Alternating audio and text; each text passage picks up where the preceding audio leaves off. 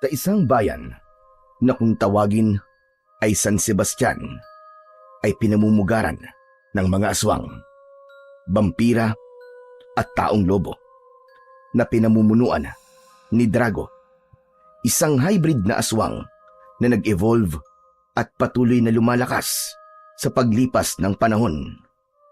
Inuubos nila ang lahat ng mamamayan sa bawat bayan na kanilang nilulusob at sinasakop. Kinakain nila ang mga lamang loob at sinisipsip ang kanilang dugo. At kapag naubos na ang mga mamamayan, ay lilipat naman sila ng ibang lugar na kanilang lulusubin at sasakupin. At sa kasalukuyan nga, ay bayan naman ng San Sebastian ang kanilang sinasalakay. Oo, ang bayan ng San Sebastian na kung saan ako isinilang at dito rin nagmula ang aking mga ninuno. Tahimik at payapa ang bayan ng San Sebastian sa loob ng maraming taon. Naglingkod na mayor ang aking lolo at maganda ang kanyang track record. At ako man ay naglingkod din bilang hepe ng kapulisan sa loob ng mahabang panahon. Matagal na akong nagretiro pero naging aktibo pa rin ako sa ibang kaparaanan. Pinamumunuan ko ang isang grupo ng mga vigilante na nagtatanggol sa sino mang gustong manggulo sa bayang aking sinilangan. Bagamat ang pagiging vigilante ay labag sa batas, ay hinayaan na lang yon ng otoridad sa amin dahil maganda rin ang aking track record at malaki ang naitutulong namin sa pagsugpo sa kasamaan. May ilan na ring grupo ng mga tulisan at rebelde ang nagtangkang manggulo at mangulimbat sa aming bayan, pero hindi sila nagtagumpay at nagawa namin silang itaboy. At ngayon nga ay panibagong banta ang kasalukuyang hinaharap ng aking bayan. At marahil ito na ang pinaka matinding laban na aking susungin sa aking buong buhay, dahil hindi na mga ordinaryong tao ang aking kalaban, kundi masasamang elemento, mga halimaw na kampon ng kadiliman. Isang matindi at malaking hamon ang pagsugpo sa mga kakaibang uri ng nilalang, dahil kakaiba rin ang kanilang lakas at kapangyarihan. Kaya naman, kailangan namin ng iba yung pag-iingat at paghahanda kung paano nga ba namin susugpuin ang iba't ibang uri ng halimaw at maligno. Kaya naman, nagtipon kami sa plaza ng mga kasama kong vigilante. Dumalo rin sa pagpupulong ang ilang mga pulis at marami ring mamamayan ng San Sebastian ang naroroon. Kailangan kasi naming magkaisa upang maipagtanggol ang aming sarili at ang aming bayan. Kaya naman, halos mapuno ang plaza na pinagdausan ng pagpupulong. 4:00 ng hapon, nag-umpisa ang aming pagpupulong. Mga kababayan, pinulong ko kayo rito dahil gusto kong malaman ang inyong opinyon tungkol sa mungkahi ng ating mayor. Papayag ba kayo na lisanin natin ang bayan ng San Sebastian? Aba, hindi. Hindi kami papayag dyan. Oo nga naman, hindi namin lilisanin ang bayang ito. Pero mauubos tayong lahat kung di tayo aalis dito. Hindi tayo dapat matakot dahil ililigtas tayo ng sugo ng langit. Oo nga naman, ililigtas tayo ng sugo ng langit dahil yun ang susulat sa aklat ng mga propesiya, hindi ba? Hindi totoo yan. Dahil kung totoo nga may ipapadala sugo ang langit, di sana'y dumating na siya noon pa. Naging maingay ang paligid dahil sa iba't ibang reaksyon ng aking mga kababayan. Merong mga matatapang na gustong ipagtanggol ang aming bayan, pero meron ding mga natatakot at gusto nang lumikas. Hindi ko sila tinipon para magdesisyon kung mananatili ba kami o lilikas para takasan ang masasamang elemento. Buo na ang aking pasya 10 ng aking mga kasama. Hindi kami papayag na masakop at maubos ng aming mga kalaban. At tungkol naman sa sinasabi nilang sugo ng langit ay wala yung kasiguraduhan, kaya hindi ako aasa sa isang nilalang na walang tiyak na oras kung kailan siya dadating at wala ring nakatitiyak kung dadating pa nga ba siya. Kaya wala kaming ibang pwedeng asahan kundi ang aming mga sarili. Lalaban kami hanggang sa dulo ng aming hininga. Kaya pinatahimik ko sila at muli akong nagsalita. Humahanga ako sa inyong katapangan dahil nakahanda kayong magbuwis ng buhay para sa ating bayan. At doon naman sa mga natatakot at gustong lumisan, ay naiintindihan ko kayo. Alam kong gusto lang ninyong makatakas at pumunta sa ligtas na lugar. Pero wala naman yung kasiguraduhan. Walang tiyak na ligtas tayong mapupuntahan, mga kasama. Nagsalita rin ang isa kong kasama, si Elektra, isang mandirigmang vigilante na marami ng karanasan sa pakikipaglaban. Hindi maganda ang kanyang naging karanasan dahil naging biktima siya ng malupit na mundo. 18 taong gulang siya nang maulila siya sa magulang dahil napatay sila sa isang ambush. Matinong lingkod ng bayan ang kanyang tatay. Isang tapat na gobernador na maraming kalaban sa politika at isang kurap na politiko ang nagpapatay sa kanya. Hindi nakamtan ni Elektra ang hustisya dahil na rin sa umiiral na corrupt justice system sa ating lipunan. May 2 pa siyang nakababatang kapatid na babae na napatay naman ng mga magnanakaw na miyembro ng Akyat Bahay-Gang at hinalay din muna ang 2 niyang kapatid ng mga adik na magnanakaw. Mabuti na lang at wala siya sa kanyang bahay nang mangyari yun dahil malamang na naging biktima rin siya ng mga halang ang kaluluwa.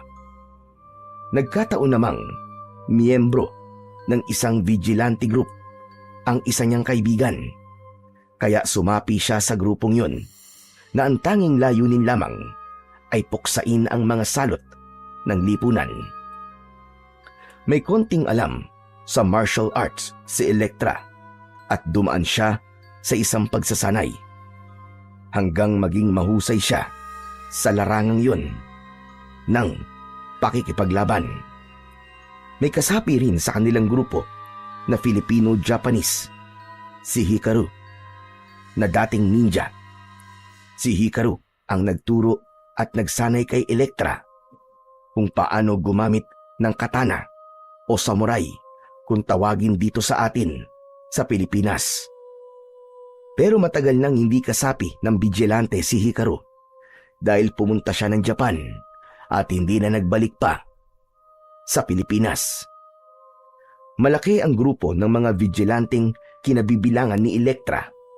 Iba't ibang klase ng tao ang kasapi rito na may iba't ibang propesyon at karamihan sa kanila ay katulad ni Elektra na naging biktima ng maras na mundo. May kasapi rin sa grupo na isang henyong chemist na nakaimbento ng balang yari sa pilak na siyang pumapatay sa mga halimaw. Hindi lang kasi mga salot ng lipunan ang naging kalaban ng kanilang grupo, kundi pati na rin mga maligno. Maging ang espada ni Elektra ay yari sa pilak at kumikinang pa dahil sa sobrang kintab. At marami ng kampon ng kadiliman ang napatay ng espadang yun, katulad ng aswang, tikbalang, vampira, kapre, taong lobo, nuno sa punso, mangkukulam, at iba't ibang uri ng maligno. Ang bawat halimaw na mahagip at mahiwa ng sandata ni Elektra ay nasusunog at nagiging abo. Si Elektra ang nag-recruit sa akin, kaya 5 taon na rin kaming magkasama sa grupo ng mga vigilante. Napatay sa isang engkwentro ang aming pinuno. At ako ang naging successor niya dahil ako ang napili ng aking mga kasama at si Elektra naman ang pinili kong maging kanang kamay. Kung tutuusin, ay may iba pang mas qualified kaysa sa akin para maging pinuno. Pero dahil na rin sa aking matagal na karanasan bilang dating hepe ng pulisya, ay ako ang pinili nila para sila ay pangunahan sa pagpapatuloy ng aming misyon. Tama si Lolo Pedong. Kailangan nating ipagtanggol ang ating bayan. Marami tayong kalaban. At hindi sila mga ordinaryong nilalang lang. Mga kampon sila ng kadiliman. Pero naniniwala akong magagapi natin sila kung tayong lahat ay magkakaisa. Sumang-ayon ang mga matatapang at sumigaw sila at sabay-sabay na sinambit ang katagang lalaban tayo. Lalaban tayo. Hindi nakatiis si Bokyo, ang 10 taong gulang na bata na kinupkop ni Elektra dahil ulila na rin sa mga magulang na naging biktima naman ng mga holdapper. Kahit 7 taong gulang pa lang ay sinanay na ni Elektra si Bokyo at tinuruan kung paano makipaglaban. Kaya sa kanyang murang edad ay may karanasan na rin siya sa pakikipaglaban at ang kanyang sandata ay isang tirador at ang ibinabala niya sa tirador, tinggang pilak na kaya ring pumatay ng mga halimaw. Nasusunog din at nagiging abo ang bawat halimaw na tinitirador ni Bokyo. Tumayo sa harapan si Bokyo at buong yabang na ipinagmalaki ang kanyang sandatang tirador. Kasama rin akong lalaban sa mga halimaw. Nakikita niyo ba tong hawak kong tirador? Ito ang aking sandata. Pilak na tingga ang bala ko rito. At marami na rin akong napatay na aswang, vampira at tikbalang. May napatay din akong kapre, katulad ng pagpatay ni David kay Goliath. Umiral na naman ang kayabangan mo, Bokyo. Tumigil ka nga. Hindi ako nagyayabang, Ate Elektra. Dahil yun naman ang totoo, di ba? Tama ang kapatid mo, Elektra. Isang inspirasyon si Bokyo at magandang halimbawa para sa ating mga kababayan. Bata pa lang siya, pero may kakaiba siyang tapang at dedikasyon. Marami kaming nakumbinsing sumama sa amin sa pakikipaglaban, pero marami rin ang nagpasyang lumikas at pumunta na lamang sa inaakala nilang ligtas na lugar. Iginagalang ko ang opinyon at desisyon ng bawat isa. Kaya yung mga gustong lumikas ay hindi ko na pinigilan, pero kinumbinsi ko pa rin silang manatili. At yung mga gustong lumaban at ipagtanggol ang aming bayan ay pinalakas ko palalo ang loob upang maisakatuparan ang isang dakilang layunin, ang ipagtanggol ang bayan at mamamayan ng San Sebastian. Naging mahaba ang aming pagpupulong dahil marami kaming mga plano kung paano lalabanan ang mga malignong itinuturing naming naging pinakamalaking banta sa bayan ng San Sebastian. Mahaba ang aming pagpupulong. Kaya inabutan kami ng gabi. Mag-aalas 7 na, kaya pinauwi ko na sila. Mga kasama, alam kong nagugutom na kayo. Kaya sige na, magsiuwi na kayo. Gumagabi na rin, kaya kailangan nating mag-ingat at maging handa sa pagsalakay ng ating mga kalaban. Hindi pa man ako natatapos sa aking pagsasalita, ay nakarinig ako ng sigawan at mga alulong ng asong gubat, at kasunod nun ay ang sunod-sunod na putok ng mga baril. Nabigla kaming lahat dahil hindi namin inaasahan ang biglaang pagsalakay ng mga aswang, vampira at taong lobo. Kanya-kanyang takbo ang mga tao para matakasan ang mga halimaw na humahabol sa kanila. Pero marami sa kanila ang hindi nakatakas sa matutulis na kuko at matatalim na pangil ng mga kampon ng kadiliman. Kaya naman, sa ilang minuto lang ay dumanak ang dugo dahil marami ang sinakmal ng mga vampira at taong lobo at meron ding mga naging biktima ng aswang at nakuha ang kanilang mga lamang loob. Pero hindi natinag ang mga kasamahan kong vigilante na may armas na baril na kung saan ay yari din sa tinggang pilak ang mga bala. Kaya marami rin silang napatay na mga halimaw. Pero hindi tumalab sa mga kalaban namin ang baril ng mga pulis dahil ordinaryong bala lamang ang gamit nila. Kaya naman, marami ring alagad ng batas ang nalagas sa hanay ng kapulisan. Naging maigpit ang pakikipagtunggali namin sa mga kampo ng kadiliman, pero kami pa rin ang nanaig sa bandang huli dahil tumakbo at tumakas ang aming mga kalaban. Ganun pa man ay marami silang naging biktima, kaya nagkalat sa buong paligid ang mga bangkay, nawakwak ang leeg at butas-butas ang katawan. Nakakalat din ang mga abo ng halimaw na aming napatay.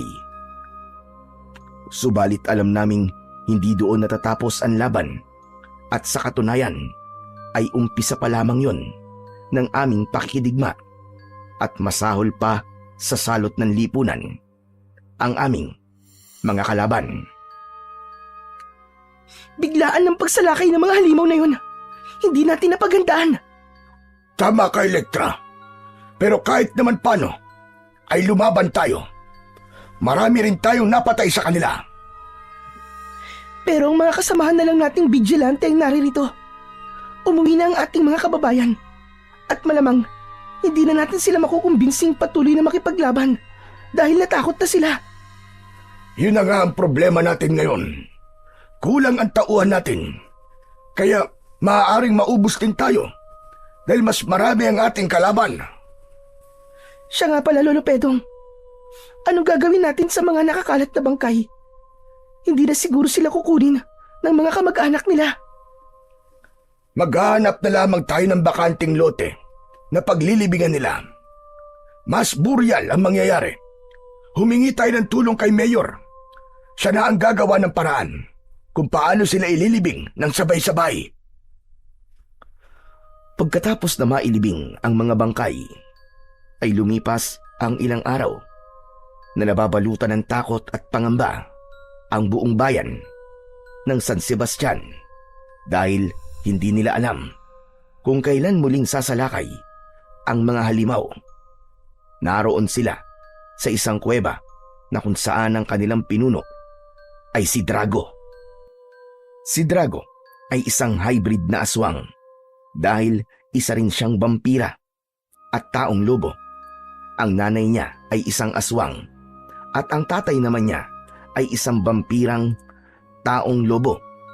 Kaya 3 klase ng halimaw ang kanyang mga alagad. Mga aswang, vampira at taong lobo. At kakaiba ang lakas ni Drago. Hindi mananalo sa kanya si Dracula kung sila ay maglalaban ng lakas sa lakas at kapangyarihan sa kapangyarihan. At dahil nga iba't ibang uri ng halimaw ang nananalaytay sa dugo ni Drago, ay kaya niyang magpalit-palit ng anyo. Pwede siyang maging aswang o vampira at pati na rin taong lobo. At talaga namang nakakatakot ang orihinal niyang itsura. Malaki siya na may taas na 2 metro. Mas matangkad pa sa dating NBA player na si Yao Ming. Malaki at matipuno ang kanyang katawang punong-puno ng matigas at makapal na balahibo. At ang kanyang muka ay parang isang lobo.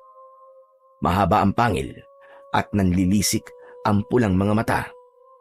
Malaki ang kanyang kamay na may mahahabang galamay at mahaba rin ang matulis niyang mga kuko. Kaya kapag nakita mo siya, ay baka sa takot pa lang ay mamatay ka na.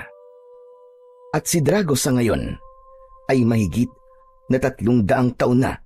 Kaya naman, hindi na mabilang ang mga lugar ang pinaggasikan niya ng lagim. Bukod sa mga halimaw, ay may isa pang matapat na alagad si Drago. Si Maruka, isang mangkukulam na babaylan at maraming alam. sa propesiya. Napabagsak na ang mga tauhan mo, Boss Drago. Mukhang nakatagpo sila ng katapat. Oo nga. Hindi ko akalaing marami rin palang matatapang na mandirigma ang bayan ng San Sebastian. At hindi ko inaasahang marami ang malalagas sa aking mga tauhan. Ako ba na'y nagulat, Boss Drago? Napanood naman natin sa aking bolang kristal ang matindi nilang paglalaban. Napansin mo ba ang babae na may hawak ng espadang pilak? Kakaiba ang kanyang bilis at galing. At siya ang pinakamaraming napatay sa aking mga tauhan. Hindi siya ordinaryong tao. Tama ka, Bossing Drago. May kakaiba siya bilis at galing. Pero hindi tayo dapat na matakot sa kanya. Isa lang naman ang dapat nating katakutan. At yun ay walang iba, kundi ang sugo ng langit na posibleng tumapos sa ating lahat. Natatawa ko sa iyo, Maruka. Hanggang ngayon ba naman ay naniniwala ka sa fake news na yun? Totoo ang sinasabi ko, Bossing. Hindi yung fake news. Dahil yun ang nasusulat sa propesiya. Sa katunayan, ay napatay ng sugong yon sina Suma at ang anak niyang si Galema. Pati na rin si Medusa ay napatay na. Hindi tumalab sa kanya ang kapangyarihan ni Medusa dahil hindi naging bato ang sugo ng langit. At sa totoo lang, Bossing Drago, kinakabahan na ako sa kanyang pagbabalik. Pues, hindi ako natatakot sa kanya. At kapag nagkaharap kami, ay uubusin ko kanyang dugo at magpapakabusog ako sa kanyang laman. Matagal-tagal ko na ring naririnig ang tungkol sa sugo ng langit, pero hindi ko alam kung dapat ko nga bang paniwalaan ang sinasabi nilang propesiya.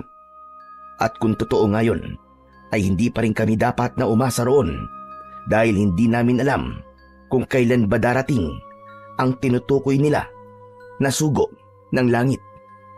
Malamang na malipol kaming lahat kung hihintayin pa namin ang isang bayani na magiging tagapagligtas daw ng sanlibutan.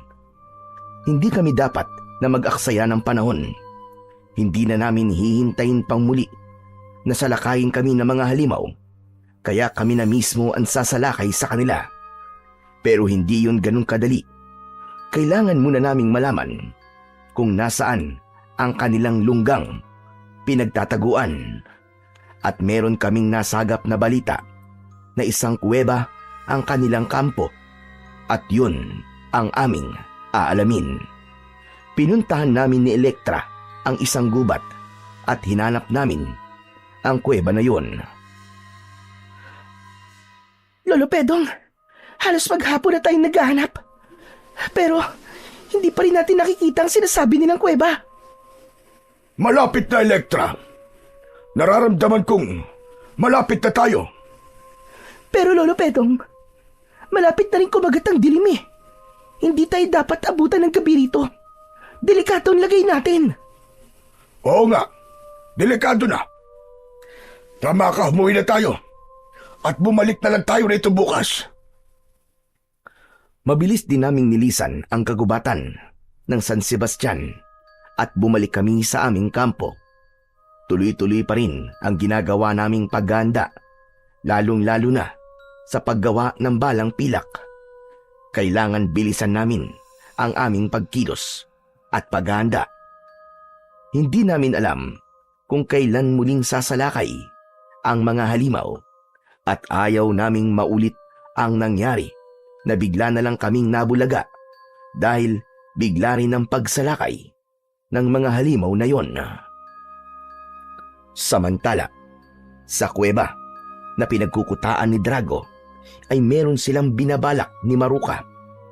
Hindi pala lingid sa kanilang kaalaman ang pagmamanman namin ni Elektra malapit sa kanilang kinaroroonan. Nakikita pala nila kami ni Elektra dahil ang bolang kristal ni Maruka ay tulad ng isang CCTV na kung saan ay makikita nila ang mga umaaligid sa kanilang hideout. Siguradong babalik sila. Kaya may naisip akong paraan. Anong paraan, Bossing Drago? May ipapagawa kong misyon sa'yo. Kailangan kita para maisakatuparan ang aking plano. Anong mission yon, Bossing Drago? Baka naman mission impossible yan, Bossing. Gusto ko yan. Patutunayan ko sa inyong mas magaling ako kay Tom Cruise at James Bond.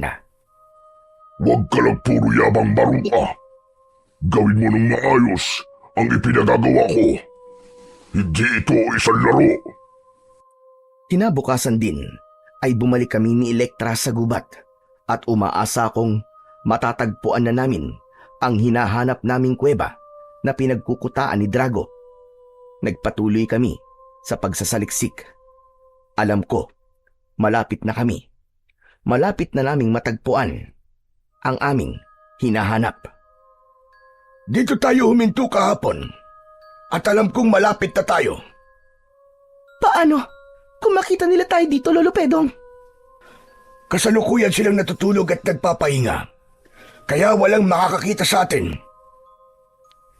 Tulog! Tulungan niya ako!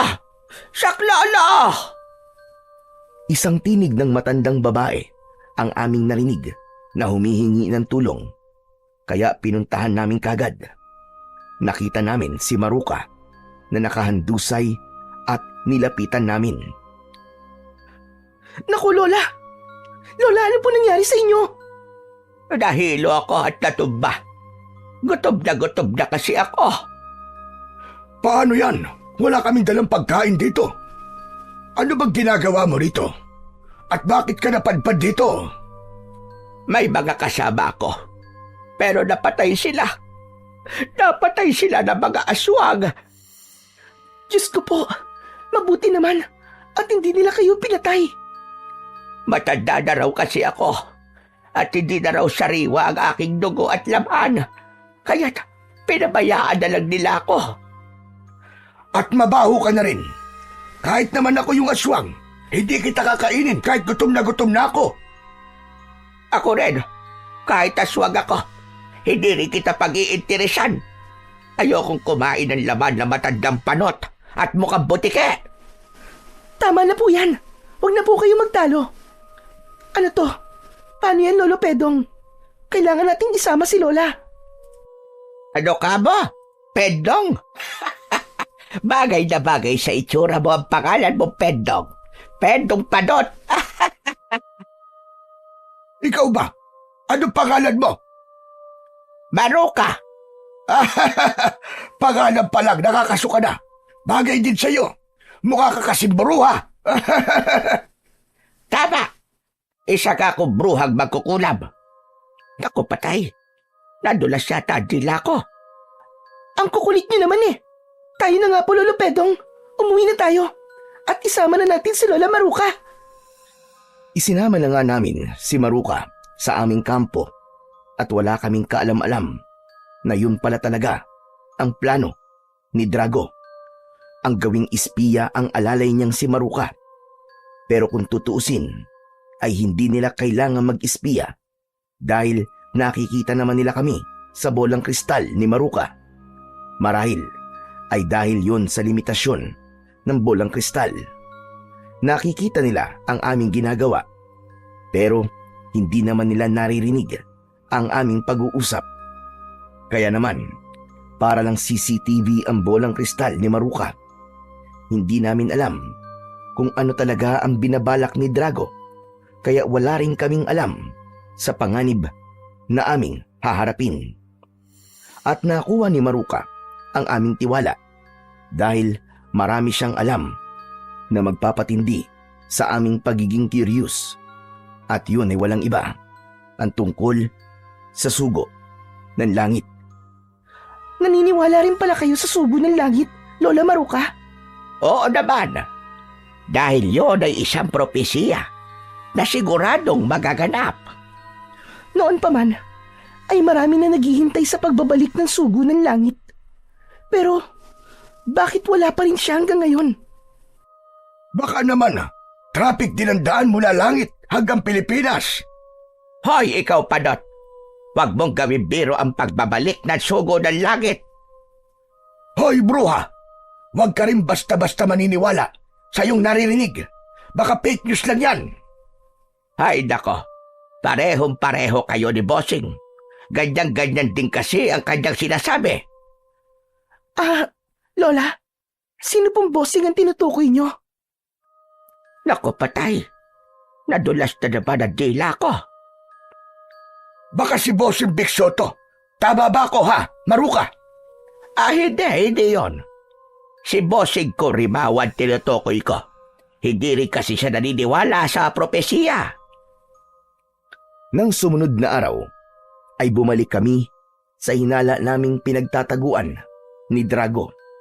Pero hindi na namin yon makita. Hinalughog namin ang buong paligid. Subalit parang paikot-ikot lamang kami na parabang ginamitan kami ng isang mahika.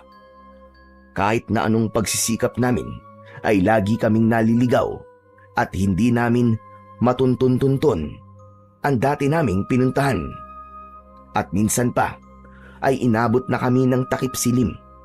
Kaya umalis na kami roon at nabigo kaming makita ang kuta ni Drago. Madilim na nang makalabas kami sa kagubatan ng San Sebastian. At sa aming paglalakad, may narinig kaming malakas na ugong at nang kami ay tumingala, ay may nakita kaming isang sasakyang panghimpapawid. At kahit madilim, ay alam naming bilog ang hugis nun dahil may nakapalibot na maraming ilaw sa sasakyang yon. Para yung isang UFO na mabilis na bumubulusok pababa at marahil ay nawalan ng kontrol at siguradong babagsak. At ilang sandali pa ay nakarinig kami ng pagsabog dahil bumagsak nga ang sasakyang yon. Malapit lamang ang pinagbagsakan nun sa aming kinaroroonan. Halika, Elektra! Puntahan natin! Tignan natin kung ano yun! Sandali lang, Lolo Pedong. Hindi natin alam kung anong nakasakay doon. Paano? Kung alien ang mga yon? Paano natin malalaman kung hindi natin titignan, hindi ba? Pero, Lolo Pedong, Halika na! Bilisan natin! At pinuntahan na nga namin ang lugar na pinagbagsakan ng mahiwagang sasakyan. Umuusok ang wasak na sasakyan ng aming nakita at malaki rin ang uka na nilikha noon sa lupa. Wala kaming nakitang anumang nilalang, kaya hindi namin alam kung may nakasakay nga roon. Nagulat kami nang marinig namin ng isang matikas na boses mula sa aming likuran. Ako ba ang inyong hinahanap? Sa aming paglingon ay nakita namin ang isang lalaking matangkad at matipuno ang katawan. May suot siyang damit pandigma na parabang isang Roman soldier, at kahit may suot siyang helmet ay kita pa rin namin ang kanyang kagwapuan. Mukha siyang artista kung tutuusin. Kamuka ni Dingdong Dantes. May hawak siyang mahabang espada na kulay ginto. sino ka? Ako si Apollo, ang sugo ng langit. Sugo ng langit? Kung ganun, ay totoo nga. Totoo nga ang nakasulat na propesiya sa banal na aklat. Hindi ako makapaniwala sa aking nakita. At naitanong ko sa aking sarili, siya na nga ba talaga? Siya na ba ang sugong tagapagligtas na matagal nang hinihintay ng sangkatauhan? Ilang sandali pa ang lumipas at nakarinig kami ng mga alulong ng taong lobo at huni ng mga vampira at aswang. Isang grupo ng mga halimaw ang papalapit na sasalakay sa amin. Huwag kayong matakot. Akong bahala sa kanila. Mabilis ang mga sunod na pangyayari. Pero mas mabilis ang naging pagkilos ni Apollo. Singbilis ng kidlat. Kaya naman, mabilis din niyang napatay at inubos ang mga halimaw na lumusob sa amin. At sa aking tansya ay nasa mahigit na 30 halimaw silang lahat. At tunay ngang kamangha-mangha ang bilis at tapang ni Apollo dahil tinapos niya ang kanyang mga kalaban sa loob lamang ng 1 minuto. Kaya naman, hindi na kami nagduda pa ni Elektra. Isang matibay na ebidensya ang aming nasaksihan. Si Apollo nga, ang sugo ng langit. Tuwang-tuwa kami ni Elektra dahil nabuhay ang aming pag-asa. Totoo nga palang may sugo ang langit na magliligtas hindi lamang sa bayan ng San Sebastian, kundi sa buong mundo. At isang malaking karangalan ang makilala namin siya. Inanyayahan namin si Apollo na sumama sa aming kampo at malugod naman niya kaming pinaunlakan. At malugod din siyang tinanggap ng aming mga kasama. At siya ang nagbigay sa amin ng lakas ng loob para maging matapang at hindi matakot sa aming mga kalaban. Pero sa pagdating ng isa pang panauhin, ay isa namang panauhin ang nawala at biglang lumisan. Teka, nasan pala si Lola Maruka? Umalis siya, Ate Elektra. Ano? Saan daw siya pupunta?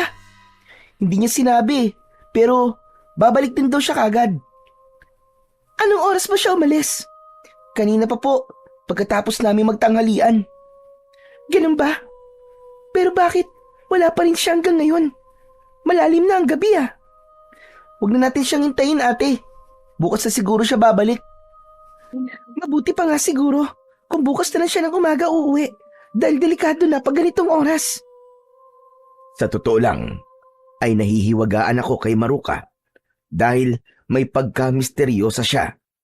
Hindi ko pa rin lubos maisip kung ano ang ginagawa niya sa gubat nang siya ay aming matagpuan. Para kasing hindi ka panipaniwala ang kanyang kwento. Ang sabi niya ay meron siyang mga kasama na pinatay ng aswang. Meron bang aswang na sumasalakay sa katanghalian ng araw?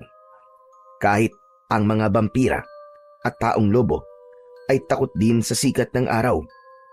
Ayoko nang pasakitin pa ang ulo ko dahil hindi naman big deal sa amin kung sino nga ba talaga si Maruka dahil hindi namin siya kailangan.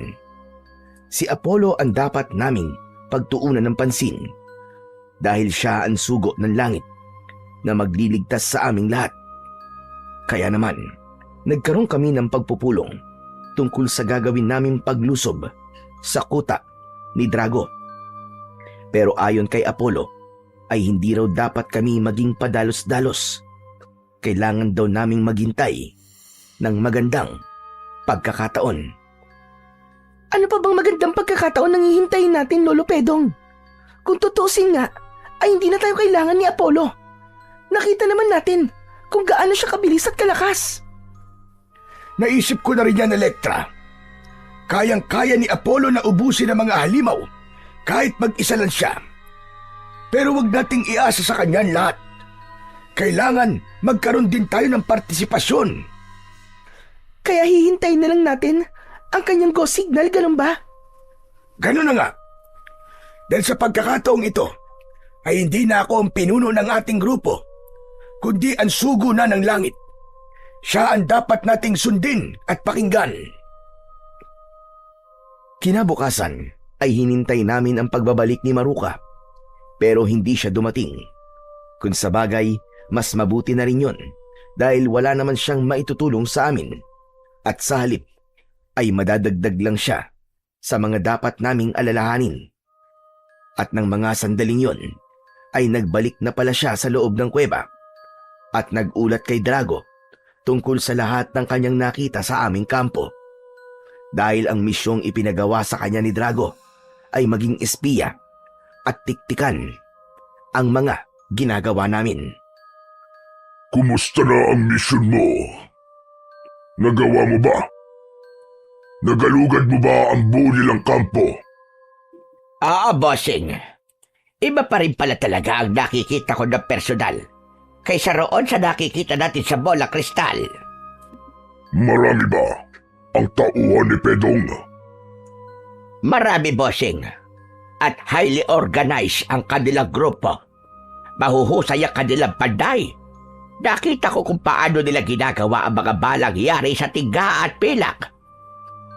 Tunay ngang mahusay sila dahil nakatuklas sila ng sandatang papatay sa atin.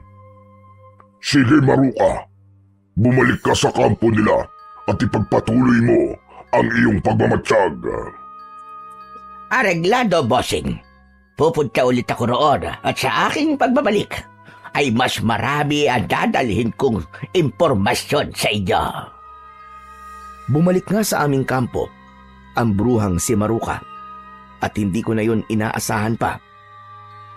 Ang buong akala ko ay hindi na siya magbabalik. Bagamat nagdududa ako sa kanya, ay tinanggap pa rin uli namin siya dahil wala naman akong nakikitang banta sa kanya. Ano bang magagawa ng isang matandang babae laban sa amin? Pero nagkamali ako dahil isang anay pala ang pinapasok namin sa aming tahanan. Isang anay na sisira sa aming tahanan. Saan ka nang galing? Bakit ngayon ka lang bumalik? May dinalaw lang ako kamag-anak dito sa bayan ng San Sebastian. At bakit ka nagbalik? Meron ka bang nakalimutan? May problema ba, Pedro? Hindi na ba ako welcome dito? Wala akong sinasabing ganyan. Nagtataka lang kasi ako. Naroon ka na sa mga kamag-anak mo. Pero nagbalik ka pa talaga rito. Namimiss ko kasi sina Bokyo at Elektra. Ako, hindi mo ba ako namimiss? Bakit sino ka ba sa buhay ko para ikaw ay mamiss ko? Magpalago ka muna ng buhok at baka sakali pa. Sa paglipas ng ilang araw, ay patuloy ang aming paghahanda para sa aming pagsalakay sa kuta ni Drago. Nagpaalam sa akin si Apollo dahil siya na lang daw mag-isa ang magmamatsyag at maghahanap sa kinaroroonan ni Drago. Ilang araw ang lumipas pero hindi pa rin siya nagbabalik. Kaya naman, nabahala kami at nag-alala na baka may hindi magandang nangyari sa kanya. Bakit ganun? Ano kayang nangyari sa kanya? Baka naman natagalan lang siya sa paghahanap. At pwede rin may iba siyang pinuntahan. Pero Lolo Pedong, saan naman siya pupunta? Huwag na lang muna natin siyang problemahin. Hintayin na lang natin siya dahil siguradong babalik din siya. Sana nga ganun lang. Pero paano kung napahamak na pala siya, Lolo? Imposible yun, Elektra. Nakita naman natin kung gaano siya kalakas. At siya ang sugo ng langit. Kaya walang anumang masamang mangyayari sa kanya. Ilang araw pa ang lumipas pero hindi pa rin bumabalik si Apollo. Kaya kaming lahat ay unti-unting pinanghinaan ng loob. Ang aming buhay na pag-asa ay unti-unti na ring namamatay. Ano na nga ba ang nangyari sa sugo ng langit na aming tagapagligtas? Inabandona na niya ba talaga kami ng lubusan? Pinaasa lang ba niya kami? Maraming tanong sa aming mga puso at isipan at wala kaming mahagilap na sagot. Para kaming mga basang sisiw na iniwan ng aming ina. Pero hindi kami dapat maging duwag dahil sa umpisa naman ay buo na ang aming loob na lumaban kahit wala pa ang sinasabi ng propesiya na sugo ng langit. Kaya hindi kami papayag na mamatay ng hindi lumalaban. Kaya naman, tinipon ko at muling pinulong ang aking mga kasama. Sinikap kong palakasin ang kanilang loob dahil sa pagkakataong yun ay wala kaming ibang dapat asahan kundi ang aming mga sarili. Hanggang sa dumating ang aming pinangangambahang pangyayari dahil isang gabi ay humahangos na lumapit sa akin si Bokyo. O Bokyo, humihingal ka. Saan ka ba nanggaling? Meron ka bang ibabalita sa akin? Opo, Lolo Pedong. May dala po akong masamang balita. Ano ka ba masama? Aba, di sana'y nilagyan mo na makeup para naman gumanda-ganda kahit papano ang ibabalita mo sa akin. Ano ba yan? Hindi po ako nakikipagbiruan sa inyo, Lolo Pedong. Okay, sige. Sabihin mo ng tinutukoy mong masamang balita.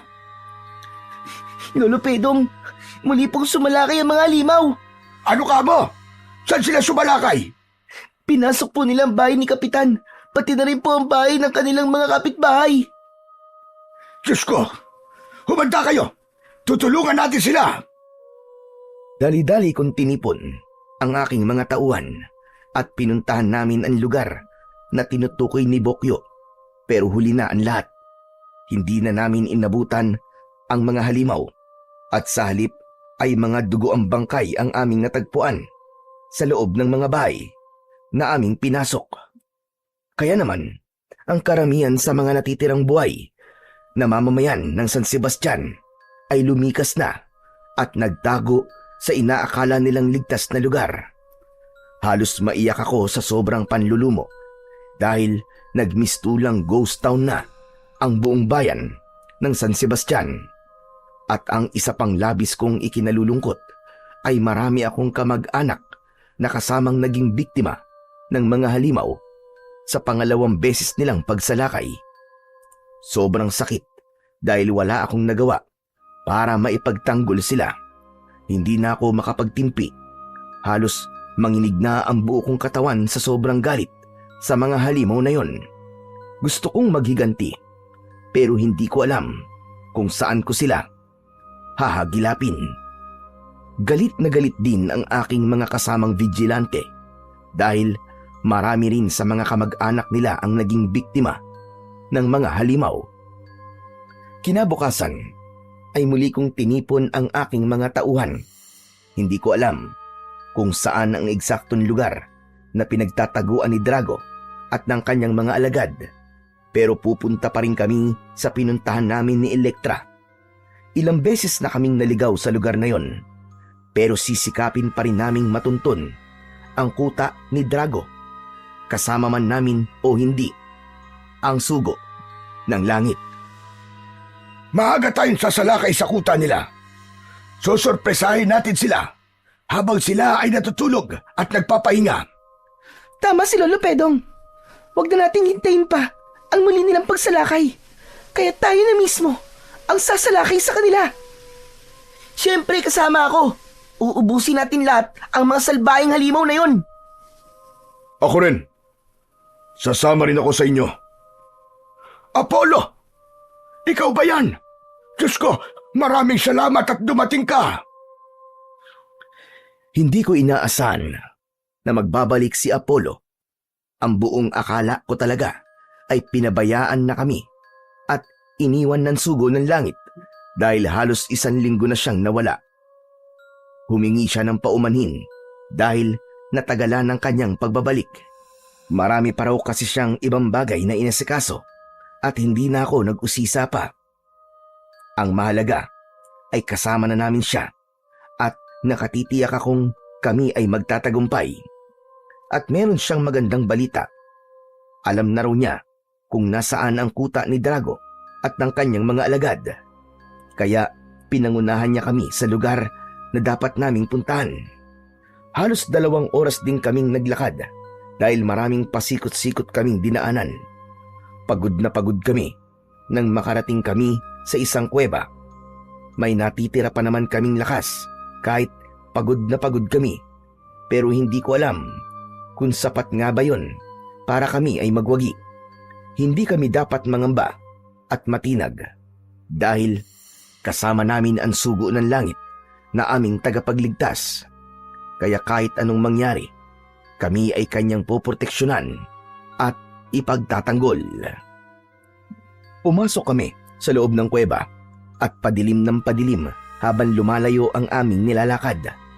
Ang ilan sa amin ay may dalang sulo, tangkay ng kawayan na may telang nag-aapoy ang dulo, at yun ang nagsisilbing liwanag sa aming dinadaanan hanggang sa makarating kami sa mismong kinaroroonan ni Drago Hindi namin siya nakikita, pero naririnig namin ang kanyang boses. Maligayang pagdating. Kanina ko pa kayong hinihintay. Mabuti naman at nakarating kayo sa aking palasyo. Umalingaw sa buong paligid ang malakas na boses ni Drago. At dahil nga hindi namin siya nakikita, ay nagpalinga-linga kami sa buong paligid. Hindi talaga namin siya nakita at nagpatuloy lamang siya sa pagsasalita. Gutom na ba kayo? Gusto niyo ba kumain? O baka gusto ninyong kayo ang aming kainin? Hindi pa rin namin nakita ang pinagmumulan ng boses na yon. At dahil sa huli niyang sinabi, kami ay naalarma at natakot. At lalo kaming nangamba dahil napansin naming wala na si Apollo. Hindi namin alam kung saan siya nagpunta. Saglit lang kaming nalingat at bigla na siyang naglaho. Oh, bakit kayo natigilan? Naduduwag na ba kayo? Nasaan na pala ang ipinagmamalaki ninyong sugo ng langit? Sino ka ba? At nasaan ka? Ikaw ang tuwag dahil ayaw mo magpakita sa amin! Isang putok ng baril ang aking pinakawalan. Magkahalong takot at panggigigil ang aking nararamdaman. Maging ang mga kasama ko ay natatakot na rin. Huwag mong sayangin ang iyong bala. Ireserba mo yan.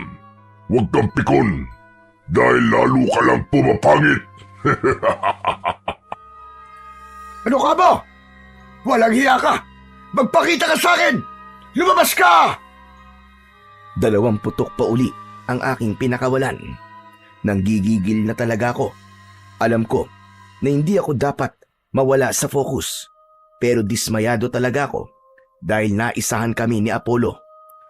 Matagal na pala nilang pinag-usapan ni Drago ang gagawing pagpapanggap bilang sugo ng langit. Isinakripisyo ni Drago ang ilan niyang alagad na napatay ni Apollo at ngayon nga ay nahulog sila sa isang patibong dahil si Apollo mismo ang nagdala sa kanila sa harapan ni Drago. Kaya gano'n na lang ang pagkadismaya ko. Relax lang, Lolo Pedong. Sayang ang bala. Pero anong gagawin natin? Nasaan na ba si Apollo?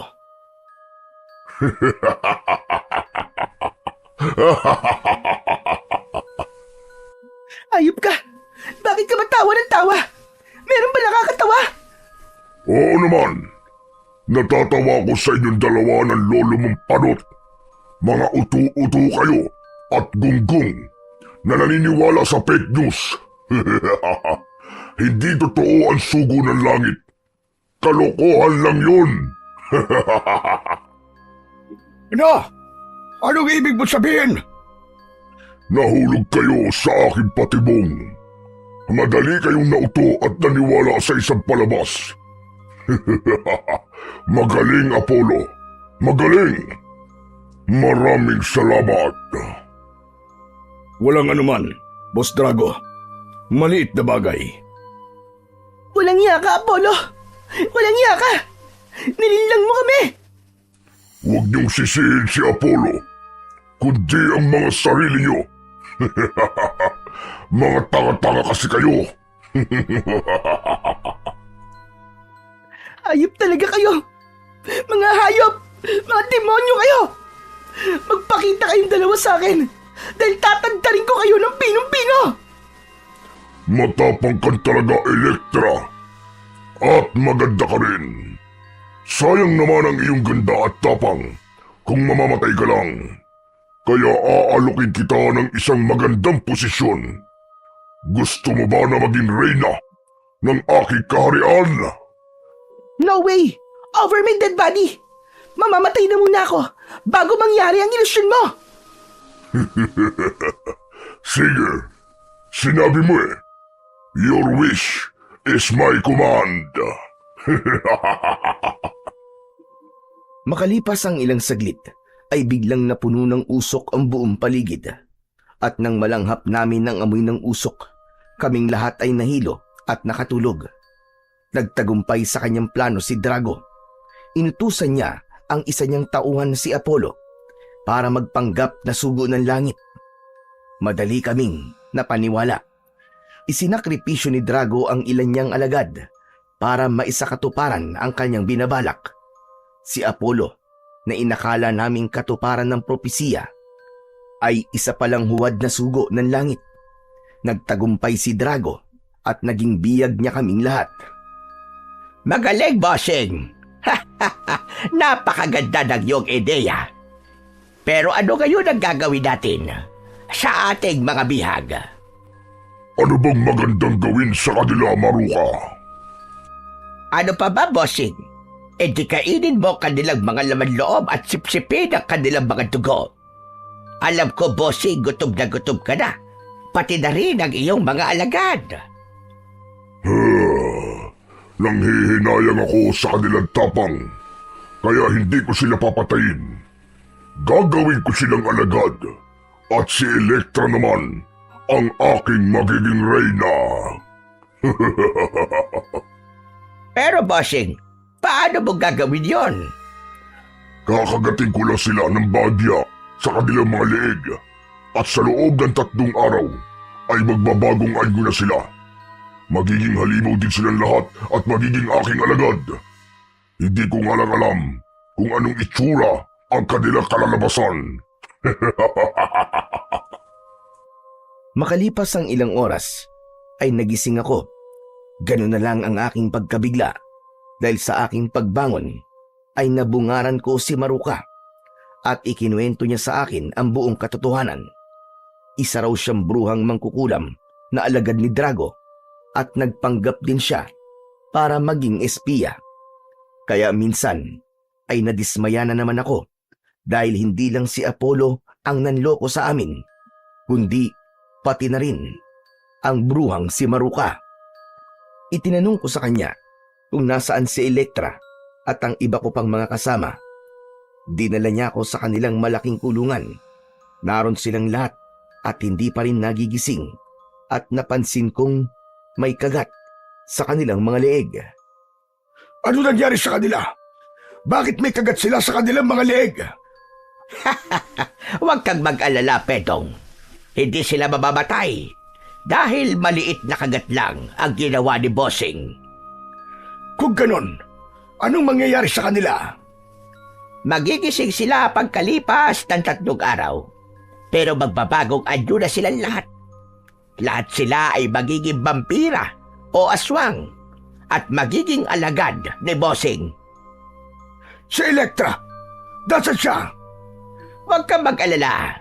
Nasa maayos siyang kalagayan dahil VIP treatment siya para kay bossing. Anong ibig mo sabihin? Magiging vampirang aswang din siya at itatakda ang kanilang kasal pagsapit ng kabilugan na buwan. Teka muna sandali. Bakit ako? Wala akong kagat sa leeg. Matanda ka na kasi. Wala ka na silbi para maging alagad ni bossing. At gusto rin niyang masaksihan mo ang mga sunod na mangyayari. Hindi ko gusto ang masamang binabalak ni Drago at ayoko nang masaksiyan pa yon. Pero anong aking magagawa? Hindi na ako makakalabas pa sa lugar na yon. Hindi ko na magagawang tumakas dahil nakagapos ang aking mga paa at kamay. Kaya malamang na dito na ako mamamatay. Ito na ang aking magiging libingan. Ganun pa man ay ayoko pa ring mawalan ng pag-asa. Patuloy pa rin akong nagdadasal na sana ay totoo nga ang nakasaad sa propesiya. Sana nga'y totoong may sugo ang langit na magliligtas sa aming lahat mula sa mga kuko ng halimaw. At kung wala na nga akong dapat na asahang tagapagligtas, ay nananalangin na lang ako na sana'y makatakas ako. Pero kung sakaling ang makatakas ako, ano ang aking gagawin?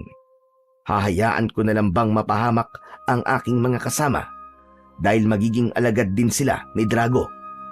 Marahil ay wala na akong ibang magagawa kundi ang manalangin at mukhang dininig ng Diyos ang aking panalangin. Lolo Pedong! Lolo Pedong! Lolo Pedong, gumising kayo! Bokyo, ikaw nga ba yan? Ako nga po ito, Lolo Pedong! Paano ka nakatakas? Tumakas na po agad ako nung una ko marinig ang boses ng pinuno ng mga halimaw. Wala pong nakapansin sa akin at naganap po ako ng malalabasan. May nakita ka ba? Opo, Lolo Pedong. Pero hindi ko po kayo pwedeng iwan, pati na po mga kasama natin. Kaya naghintay po ako ng pagkakataon. Nasaan na po si Ate Electra? Biyag ni Drago si Electra at magiging halimaw din siya pagkatapos ng 3 araw. Magiging alagad siya ni Drago, pati na rin ang ating ibang mga kasamahan. Paano po nangyari yun?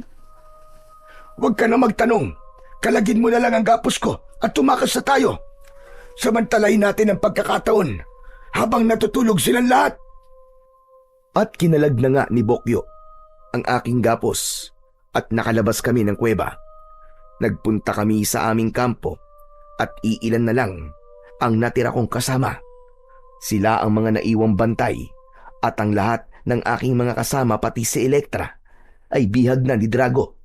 At hindi ko alam kung may magagawa pa nga ba kami upang mapigilan ang pagbabagong anyo ng aking mga kasama. Saan nga ba kami pupunta? Kanino kami lalapit upang humingi ng tulong? Isa lang ang alam kong paraan, ang pinaniniwalaan, ang nakasulat na propesiya at umasang magbabalik ang sugo ng langit upang kami ay iligtas. Mabilis na lumipas ang oras hanggang minsan pa ay sumapit na ang dilim. Tahimik ang buong paligid. Nakakabinging katahimikan. At sino pa nga ba ang mag-iingay? Halos naubos na ang mamamayan ng San Sebastian. Marami ang napatay at naging biktima ng mga halimaw. Marami ang natakot at nagsilikas.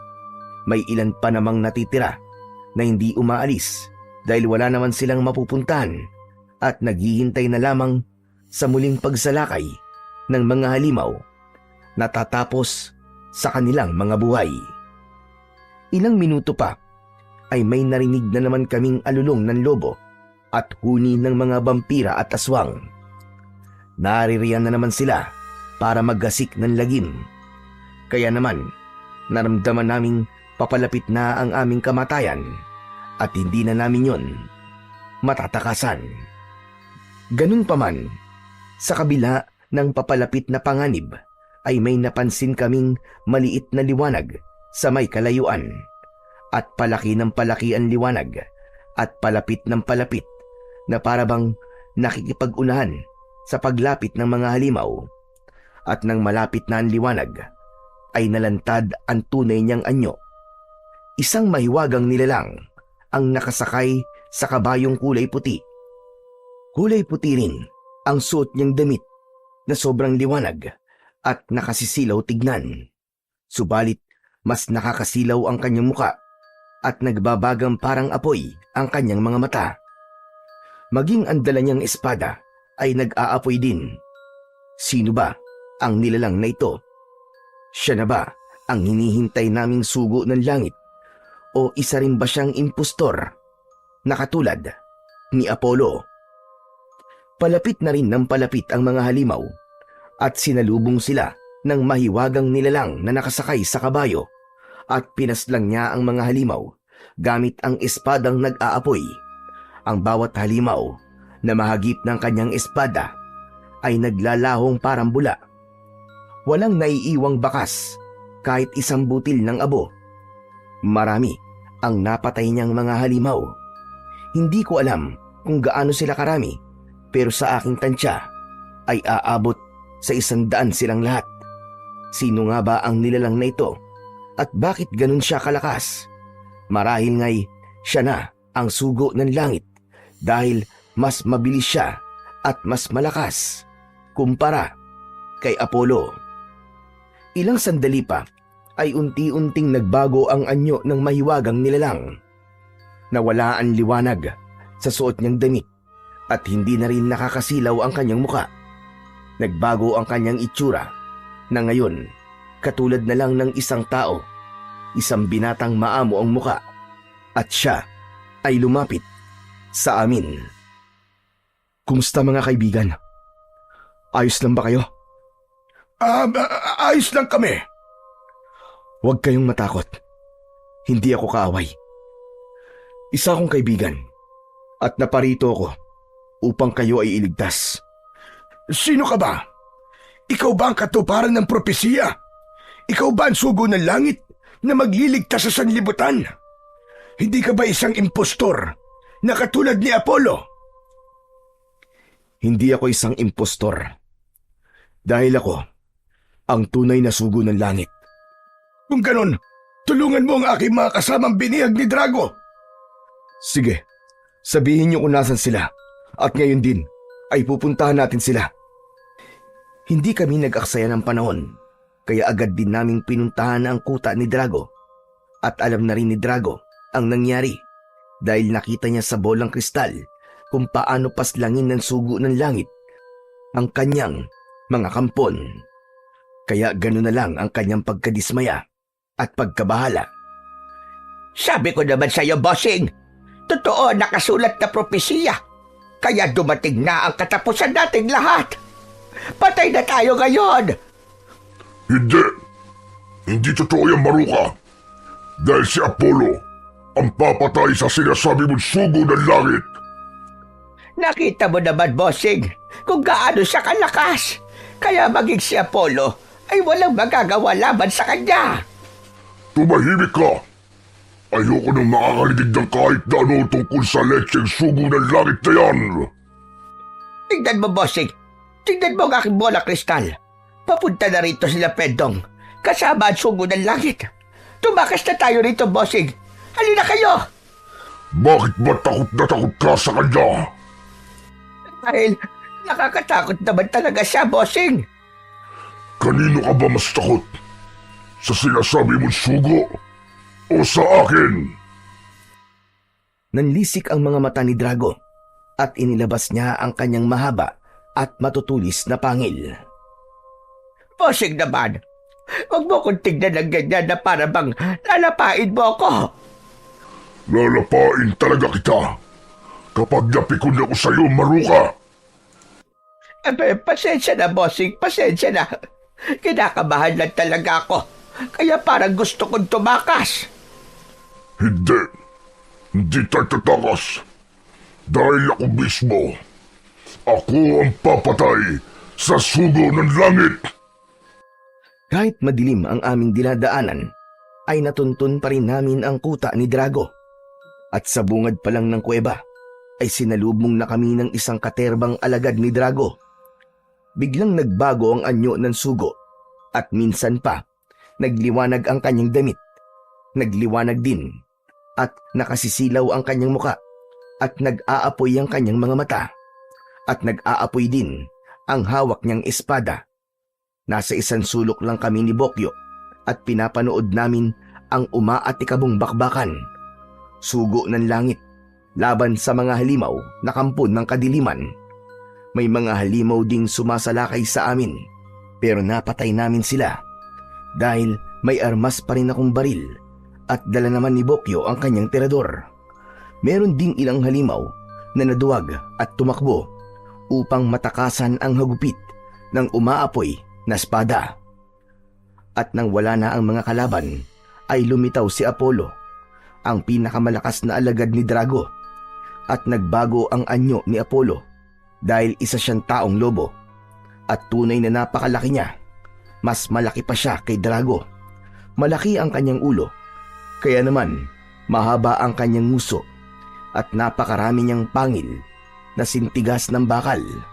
Mas mahaba rin at mas matulis ang kanyang mga kuko kumpara kay Drago, pero mas malakas pa rin at mas makapangyarihan si Drago kesa sa kanya.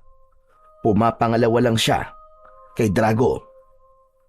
Buong tapang na kinalaban at sinagupa ni Apollo ang sugo ng langit.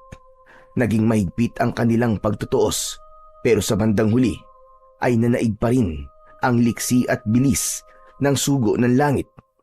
Nahagip si Apollo ng nag-aapoy na espada, kaya siya namatay at biglang naglaho. At ang pangyayaring yon ay napanood ni na Drago at Maruka sa bolang kristal. Maliwanag pa sa sikat ng araw, bossing. Sa nag-aansugo ng langit. Nagawa niyang paslangin ang iyong pinakamalakas na alagad. Kaya tayong dalawa naman ang kanyang isusunod. Pwede ba? Huwag kang magulo, Maruka. Dahil nakakahawa ang iyong kaduwagan. Bakit, bossing? Hindi ka ba naduduwag? Hindi ka ba natatakot? Hindi. Anong hindi? Ay ano? Kitang-kita sa itsura mo. Tumigil ka, Maruka. Pag hindi ka pa tumigil, kakainin kita ng buo. Maniwala ako sa'yo. Talaga ba? Sige nga. Oh, eto ang leeg ko. Kagatin mo ako. Sige. Naku po, anak ka ng teteng. Puro libag ang leeg mo, Maruka. Kaya pala ang lakas na loob mo. Dahil alam mong hindi kita papatusin. Pero ano ang gagawin natin ngayon, bossing? Paano natin haharapin ang sugo ng langit? Dalawa na lang tayo rito. Dahil marami na sa iyong mga alagadan tumakas. Kaya tumakas na rin tayo. Sabi ko naman sa'yo, hindi ako tatakas. Papatayin ko ang sugo ng langit. Wala nang makakapigil sa amin, kaya pumasok na kami sa loob ng kuweba. Madilim sa loob, pero ang nag-aapoy na espada ng sugo ng langit at ang makintab niyang puting kasuotan ang nagsilbing liwanag. Tahimik at wala kaming makita sa loob. Marahil ay nagtatago na si Drago at nanginginig sa sobrang takot. Pati na rin ang bruhang si Maruka dahil nakita nila ang kakaibang lakas at kapangyarihan ng sugo ng langit. Lumabas ka na, Drago! Huwag kang magtago at harapin mo na ang iyong kamatayan! Humanda ka, Drago! Dahil dumating na ang iyong katapusan! Hanggang dyan na lang kayo! Isang hakbang pa ninyo ay papatayin ko ang bata nito! Ayop ka! Demonyo ka! Bitiwan mo ako! Bigla palang pumasok sa loob si Bokyo upang hanapin ang ate niyang si Elektra at nakita siya ni Drago. Nasaksihan naman ni Drago mula sa bolang kristal kung gaano kalakas ang sugo ng langit, kaya nakaramdam din siya ng takot. Ayaw niyang makipagsapalaran, kaya hindi siya lalaban ng parehas. At may naisip nga siyang paraan kung paano pasusukuin ang sugo. Hinuli niya ang bata at ginawa niyang panangga at kasangkapan para maipagtanggol ang kanyang sarili at hindi makakilos ang sugo. Wala siyang magagawa dahil hawak ni Drago ang leeg ni Bokyo at sa isang sakal lang niya ay siguradong todas ang pobreng bata. Pilit na pumipiglas naman si Bokyo. Ano ba? Sinabi ng bitiwan mo ako eh! Bitiwan mo ako! Huwag ka nang pumalag dahil hindi ka na makakatakas. Huwag ka nang makulit. Sa pilit na pagpupumiglas ni Bokyo ay nagawa niyang kagatin ang isang daliri ni Drago. Aray ko! Hayop ka talagang kutog lupa ka! Gusto mo bang ikaw naman ang kagatin ko? Huwag, Drago! Huwag mo siya sasaktan! Sumuko ka na! Kung ayaw mo mapahamak ang kutong lupang ito! Ibinaba ng sugo ng langit ang hawak niyang espada at nagbago ang kanyang anyo. Katulad ng dati ay bumalik siya sa anyong tao bilang tanda ng kanyang pagsuko.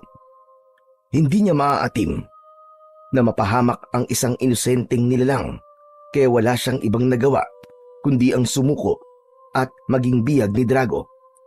Iginapos ng maigpit ang kanyang mga paa at kamay.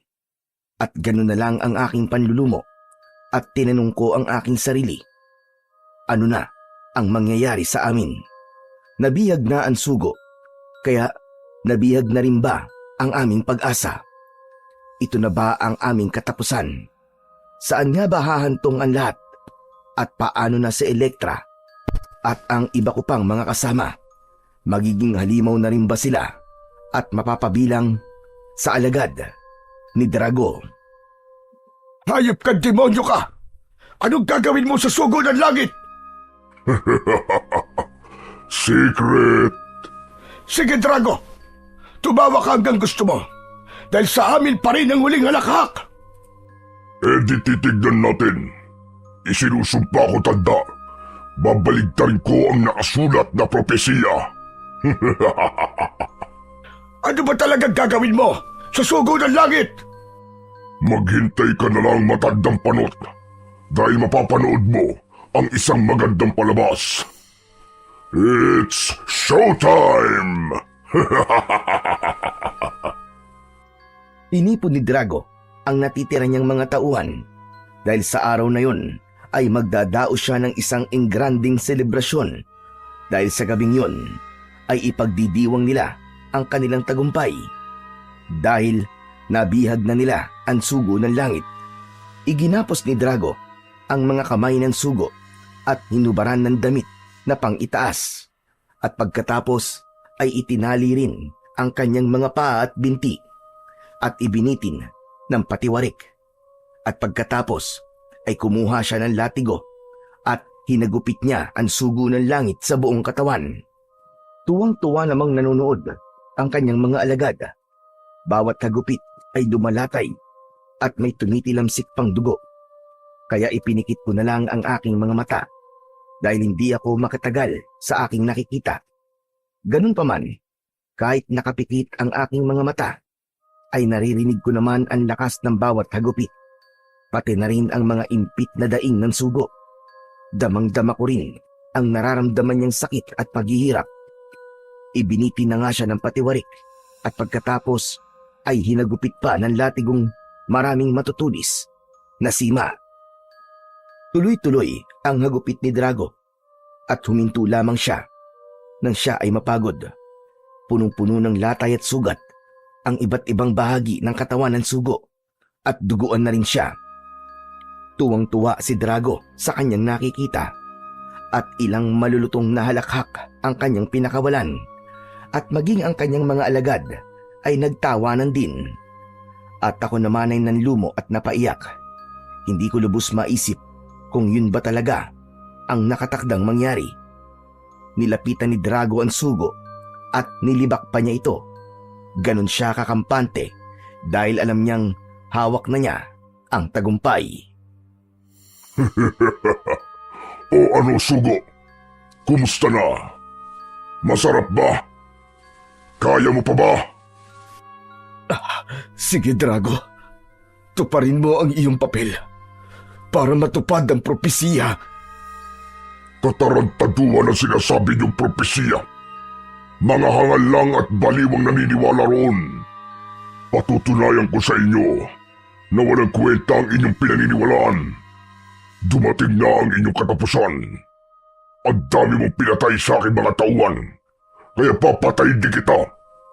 Pero dahan-dahan lang para maramdaman mo ang lupit ng aking pagiganti at kung ano ang iyong natikman ngayon. Umpisa pa lamang yan. Tama na, Drago! Tama na! Maawa ka sa kanya! Patawad talaga ang matandang panot na ito. Sasabihan mo akong maawa? Sabi ko naman sa'yo, manood ka na lang. Gusto mo bang bigyan pa kita ng popcorn at soft drinks para naman lalo ka mag-enjoy sa aking palabas? Pero sobrang pagpapahirap na ang ginawa mo sa kanya. Tama na yun! Nag-uumpisa pa lang ako, kaya hindi pa ako tapos. Sabi ko naman sa'yo, mag-relax ka lang at mag-enjoy sa panonood. Inutusan niya ang ilan niyang tauhan. Lumabas sila ng kuweba at sa kanilang pagbabalik ay may dala na silang krus na kahoy. May ibinigay din sila kay Drago na isang maso at 3 malalaki at mahabang pako. Kaya nahulaan ko ang kanyang binabalak. Anong gagawin mo? Ipapako mo ba sa krus ang sugo? Huwag kang magtanong. Manood ka na lang. gustong magpakabayani ng ipinagmamalaki ninyong sugo ng langit. Kaya pagbibigyan ko siya. Inutusan uli ni Drago ang ilan niyang mga alagad para kalagahan ang gapos ng sugo. Hindi na halos siya makatayo at makalakad, kaya kinaladkad na lang siya papunta sa krus na kahoy. Inihiga nila ang sugo at inumpisahan na ni Drago na ipako sa krus ang dugo ang binata. Unang ipinako ni Drago ang kanang kamay ng sugo. Hawak siya sa braso ng 2 aswang at sa kabilang braso ay 2 namang vampira. At hawak naman ni Drago ang maliit na maso na ginawa niyang pampukpok sa pako. Kaya minsan pa ay ipinikit ko ang aking mga mata. Pero naririnig ko naman ang paghampas ng maso sa pako, pati na rin ang daing ng sugo. Pagkatapos nilang ipako ang mga kamay ng sugo, ay isinunod naman ang 2 paa. Napaiyak na uli ako at naitanong ko sa aking sarili, paano na kami kapag namatay ang sugo ng langit? Mamamatay na rin ba ang aming pag-asa? Dito na nga ba matatapos ang lahat? Minsan pa ay kinausap ni Drago ang natitira niyang mga alagad dahil marami na ang napaslang sa kanila. Kaya kukunti na lang ang natitira niyang mga alagad. Malaki ang nawala sa ating bilang dahil kagagawa ng sugo ito. Pero hindi tayo dapat madismaya dahil wala nang haadlang sa atin sa pag-iimagsik ng lagim. Pero bukas ng gabi ay meron namang madadagdag sa ating bilang dahil magiging halimaw na rin ang mga dati nating kalaban at magaganap ang kanilang pagbabagong anyo bukas ng ating gabi. Yun pa pala ang isa kong inaalala. Magiging halimaw na rin bukas si Elektra at ang mga kasama at kaibigan ko. 24 oras na lamang ang natitira. At hindi ko alam kung may makakapigil pa ba sa pangyayaring yon. At dahil wala nang hahadlang pa sa atin, kaya muli tayong sasalakay at uubusin natin ang natitirang mamamayan ng San Sebastian. Magpapakabusog tayong lahat at ang sugo ng langit ang gagawin nating panghimagas. Bago humayo si Drago at ang mga alagad niya, ay kinausap muna niya si Maruka. Paano, Maruka? Ikaw na munang bahala rito. Aalis muna kami at magpapakabusog. Babantayan mo mabuti ang batang si Bokyo at yung matandang panot. Lalong-lalo na ang talo ng sugo ng langit kuno. Pero bossing, hindi pa tayo pwedeng maging kampante. Bakit? Ano ba problema? Huwag mo na uling babanggitin ang anumang bagay na may kinalaman sa propesiya dahil babatukan na talaga kita. Yun nga mismo, bossing, ang pinangangambahan ko. Dahil ayon sa propesiya, ay dadaan sa matinding paghihirap ang sugo ng langit. Yun mismo ang ginawa mo. Tinupad mo ang nakasulat sa propesiya. Ano pa bang dapat nating ikabahala? Nakapako na sa krus ang sugo ng langit at wala na siyang magagawa. At mamaya, sa aming pagbabalik, ay siya naman ang aming kakainin. Uubusin namin ang kanyang lamang loob at iinimin namin ang lahat ng kanyang dugo. Pero bossing, hindi magandang ideya yan.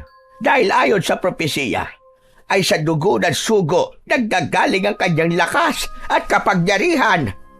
Eh di mas maganda nga kung ganon. Lalo kung magiging mas malakas at mas makapangyarihan. Sana nga, bossing. Sana nga. Mali ang aking iniisip. Umalis na si Drago at ang kanyang mga alagad upang salakayin ang natitirang mamamayan ng San Sebastian, kaya wala na akong ibang magagawa kundi ang maghintay sa kanilang pagbabalik at saksihan ang gagawin nila sa sugo ng langit. May panahon ka pa, Maruka. Hindi pa huli ang lahat para lisanin mo ang iyong baluktot na landas. Pwede ka pang magbago. Bakit? Ano ba sa palagay mo dapat kong gawin? Ano pa nga ba? E di palayain mo na kami ni Bokyo, pati na rin ang sugo ng langit. Tumigil ka. Hindi ako si Raulo para gawin yon. Siguradong kasama ako sa magiging paghimagas nila Bossing at ng mga alagad niya kapag ginawa ko yon. Huwag kang matakot, Maruka. Hindi ka nila pagtatangka ang kainin dahil masusukalan sila sa'yo. Bukod sa amoy lupa ka, maasim ka pa. Mas maasim ka pa sa sinigang. At mahihirapan silang nguyain ka dahil makunat ka na. Para ng goma ang balat mo. Pampawala ka pa nga ng gana kung tutusin. Anak ka ng 7 kuba, nakuha mo pa magsalita. At nagsalita ang hindi amoy lupa. Makunat ka na rin at expire na ang iyong dugo. Malalason lang sila sa'yo at lasang panis na ang iyong laman loob. Wala ka ng silbi, kaya malamang na ililibing ka na lang ng buhay ni Bossing. Pero hindi ka ba talaga natatakot sa sugo ng langit, Maruka? Mas marami ka sigurong alam sa propesiya, hindi ba? Sa totoo lang ay kinakabahan ako. Hindi maganda ang aking kutob. Malinaw ang nakasaad na propesiya. Ang sugo ng langit ang papatay kay Drago at sa lahat ng kanyang mga alagad. Pero hindi nakasaad kung paano mangyayari iyon. Sa kalagayan ng sugo ng langit ngayon, sa palagay mo ba, ay may magagawa pa siya? Ngunit ikaw na mismong nagsabi, ang sugo ng langit pa rin ang magtatagumpay sa bandang huli. Kaya mag-isip-isip kang mabuti kung sino ang iyong papanigan. Mukhang tumalab kay Maruka ang sinabi ko sa kanya. Kaya pinag-isipan niyang mabuti kung babaligtad nga ba siya. Magagawa ba niyang traidorin ang kanyang amo? Hindi pa rin ako mapalagay. Hindi mawala sa isip ko ang nakasaad sa propesiya. Maraming ang mga hula ang natupad. At kahit isang propesiya ay hindi sumasablay. Pero may magagawa pa nga ba ang sugo ng langit ngayong nakapako na siya sa cross? Siguradong papatayin siya ni Bossing Drago babaya. At kapag nangyari yon, ay hindi matutupad ang propesiya sa kauna-unahang pagkakataon. Pero hindi ko tiyak kung ganun nga ang mangyayari. Aabangan ko na lang ang sunod na kabanata. Kapag may naganap na himala at nakawala ang sugo ng langit, edi, sa kanya ko papanig. Magandang ideya. Halos 1 oras lang ang nakalipas ay bumalik na kagad si Drago at ang kanyang mga alagad. Busog na busog sila dahil marami silang nabiktima. Kaya malamang bukas ng umaga ay siguradong mga kalunos-lunos na balita na naman ang kakalat sa iba't ibang panig ng mundo. Pinagmasdan ni Drago ang sugo ng langit na nakapako sa krus at kinutya niya ito at pinagtawanan. Kumusta na, sugo? Buhay ka pa ba? Kawawa ka naman dahil mamaya gagawin naming alak ang iyong dugo at gagawin namin pulutan ang iyong laman.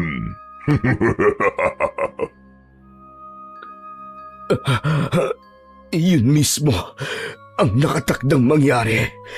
Kaya tuparin mo ang iyong misyon.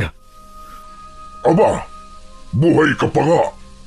Wala nang maniniwala sa'yo. Sige nga, patunayan mo sa akin kung ikaw talaga ang sugo ng langit at tagapagligtas ng sangkatauhan. Bakit hindi ka bumababa riyan? Iligtas mo ang iyong sarili at pati na rin ang mga biyag namin. Oo, yun mismo ang aking gagawin. Hindi lang sila ang ililigtas ko, kundi ang lahat ng naniniwala at nananampalataya sa akin. Patawa ka rin pala. Ang lakas ng fighting spirit mo. Hindi mo na nga magawang iligtas ang sarili mo. Ibang tao pa kaya? Sorry ka na lang dahil bilang na ang nalalabing sandali sa buhay mo. Minsan pa ay pinulong ni Drago ang kanyang mga alagad. Bagamat silang lahat ay busog na, pero natatakam pa rin sila at nasasabik sa laman at dugo ng sugo ng langit. Lahat sila ay curious kung ano nga ba talaga ang lasa ng dugo at laman ng isang nilalang na may pambihirang lakas. Masasalin nga ba sa kanila ang lakas at kapangyarihan ng sugo ng langit kapag ininom nila ang kanyang dugo.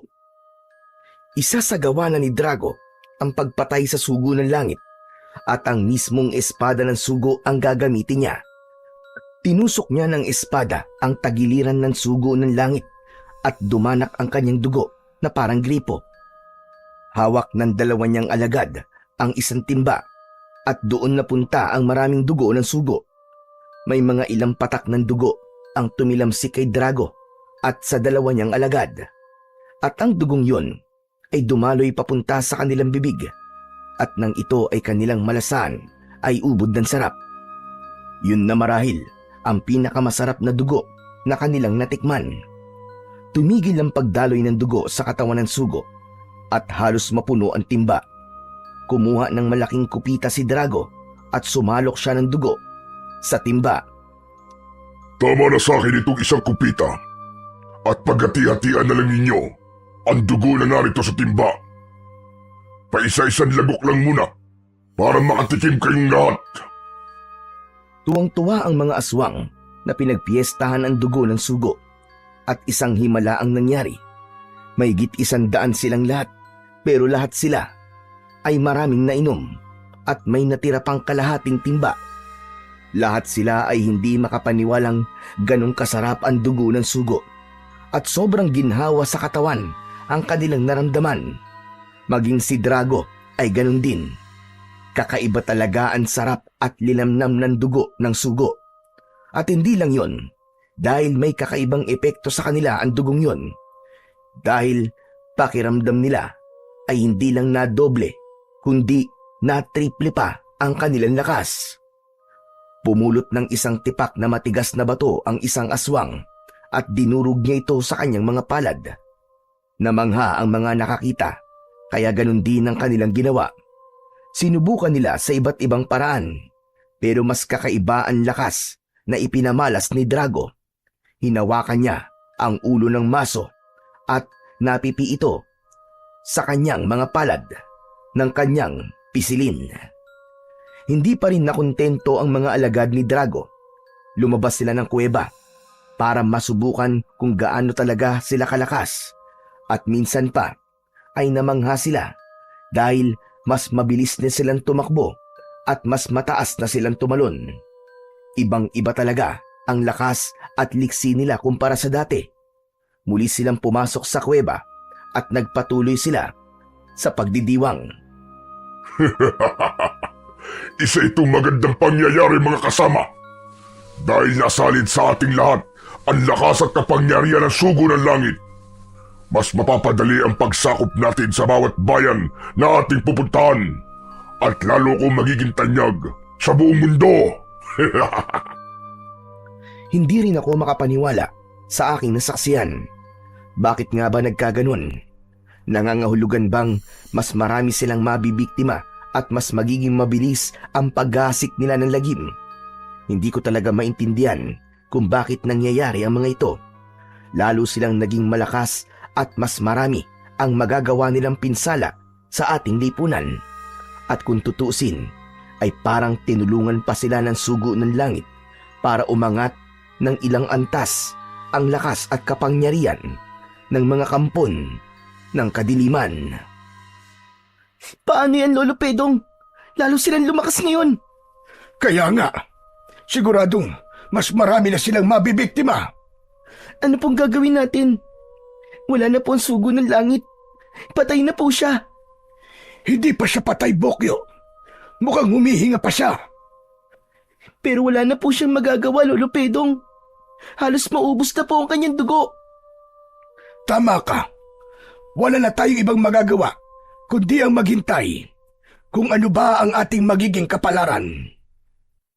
Kung tutusin, ay mas mabuti pa kami ni Bokyo kumpara kay Elektra at sa iba pa naming kasama dahil magiging halimaw din sila at mas gugustuhin ko pang ako ang maging biktima ng isang aswang kaysa naman ako ang maging aswang. At sa pagkakataong yon ay tuluyan na akong nawalan ng pag-asa. At bakit nga ba nagkaganon? Bakit hinayaan ng Panginoon Diyos na manaigang kasamaan laban sa kabutihan? at masakit pagmasdan ang pagdidiwang ng mga kampo ng kadiliman. Dahil sa sobrang tuwa ay inalok din ni Drago ng dugo ng sugo ng langit si Maruka. Sige na, Maruka. Tikman mo, kahit isang lagok lang. Ayoko niya, bossing. Kaya, wag mo na akong alokin. Tikim lang naman eh. Konting-konti lang. Kahit isang higop lang. At sinisigurado kong magugustuhan mo ito. Dahil sobrang sarap. Bossing, alam mo namang hindi niyo ako kauri. Hindi ako halimaw. Kaya hindi ako umiinom ng dugo at kumakain ng laman ng isang tao. Sigurado ka ba talagang ayaw mo? O nagpapakipot ka lang? Hindi ako halimaw, kundi isang babaylan, bossing. Hindi ako umiinom ng dugo. Siguro ay kung dinuguan pa yan na may kasamang puto. Aba, hindi ko yan tatanggihan. Kung ayaw mo, di sige. Hindi na kita pipilitin. At kahit gusto ko, ay hindi ko pa rin iinumin yan. Wala akong tiwala sa dugong niya dahil naririyan ang kapangyarihan ng sugo ng langit. May kutob akong ang dugong mismong yan ang tatapos sa inyong paghahari kasama ng iyong mga alagad. Ano bang pinagsasasabi mo? Nakita mo naman, di ba? Higit pa sa doble ang nadagdag sa aking lakas at kapangyarihan. At habang tumatagal, ay nararamdaman kong lalo akong lumalakas. Ayan o, ramdam na ramdam ko na palakas ako ng palakas. Tuloy-tuloy nga ang paglakas ni Drago at ng kanyang mga alagad. Kaya lalo silang natuwa hanggang sa unti-unti silang manginig ang kanilang katawan. May kakaibang nangyayari sa loob ng kanilang katawan at ngayon pa lamang nila nararamdaman ang tunay na epekto sa kanila ng dugo, ng sugo. Teka, bakit ganito? Nanginginig ang buo kong katawan. Anong nangyayari sa akin? Anong nangyayari? Naganap na. Anong naganap na? Anong ibig mong sabihin? Naganap na ang propesiya. Ang dugo na sugo ng langit ang tatapos sa iyo at sa iyong mga alagad. Nahulog ka sa isang patibong. Ang dugong inaakala mong magbibigay sa iyo ng dagdag na lakas at kapangyarihan ay siya palang pupuksa sa iyo. Kaya sorry ka na lamang, bossing. Dahil ito na ang iyong katapusan. Hindi maaari. Hindi totoo ito. Patuloy na nanginig si Drago at ang kanyang mga alagad na para silang nangingisay dahil hindi kayang i-absorb ng kanilang katawan ang sobrang lakas at kapangyarihan ng dugo ng sugo ng langit. Patuloy ang kanilang panginginig at napapasigaw na si Drago dahil para bang may matinding lason at mabagsik na kamandag ang ininom niyang dugo.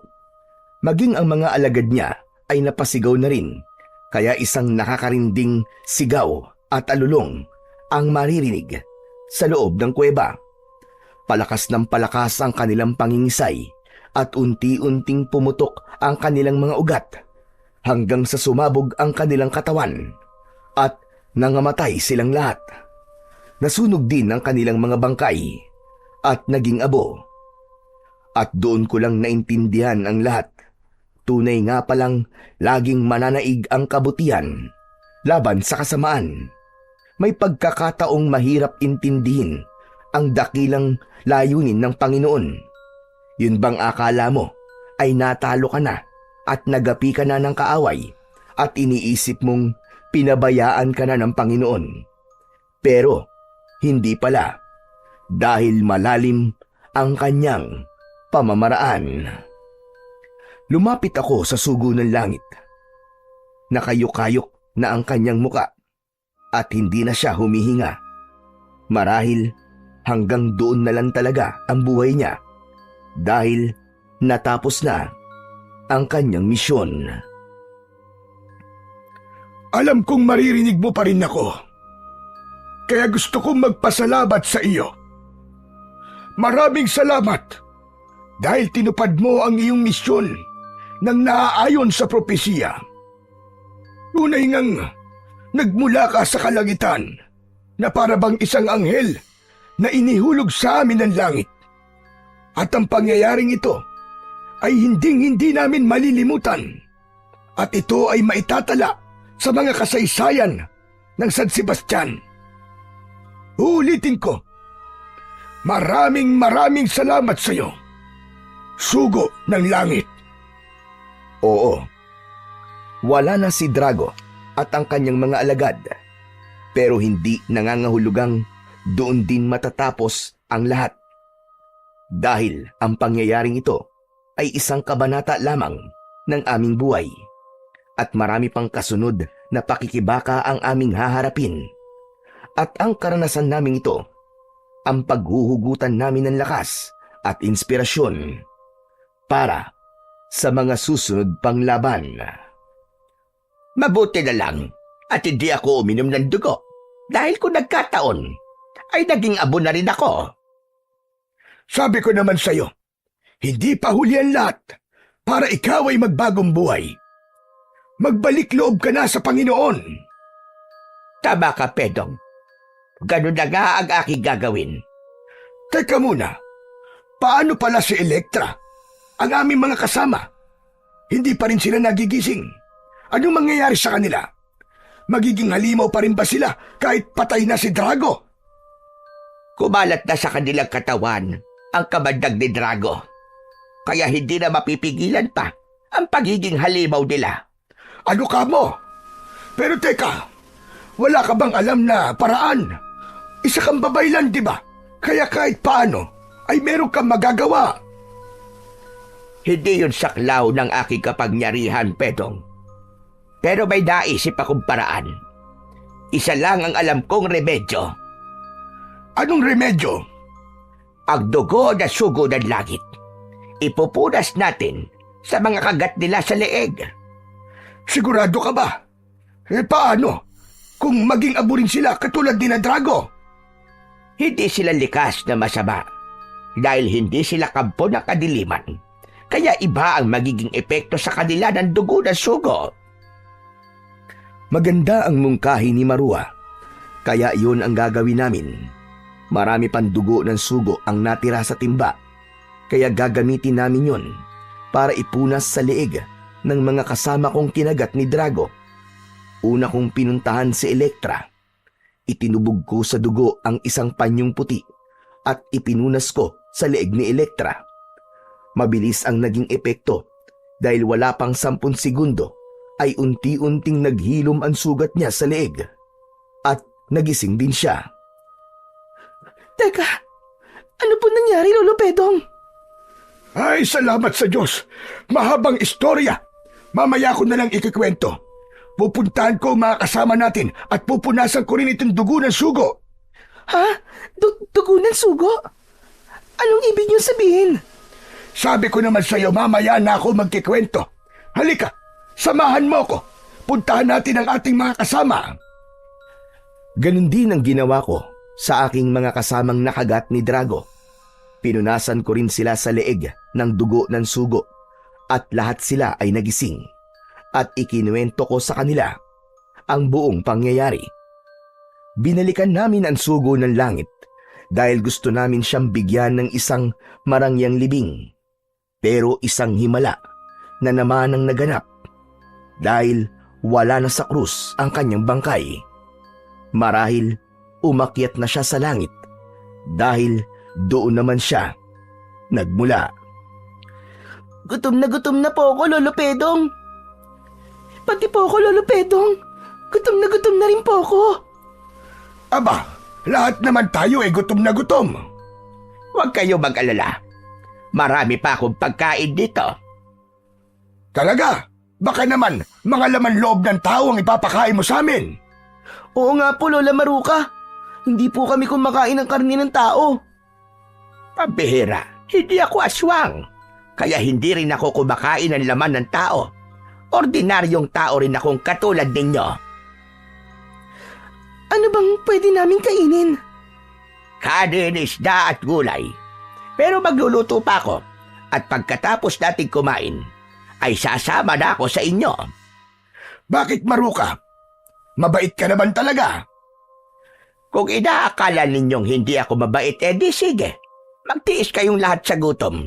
Hindi ko kayo pakakainin. Nagtawanan ang lahat sa sinabing yun ni Maruka. At pagkatapos naming kumain, ay sabay-sabay na kaming umuwi sa San Sebastian.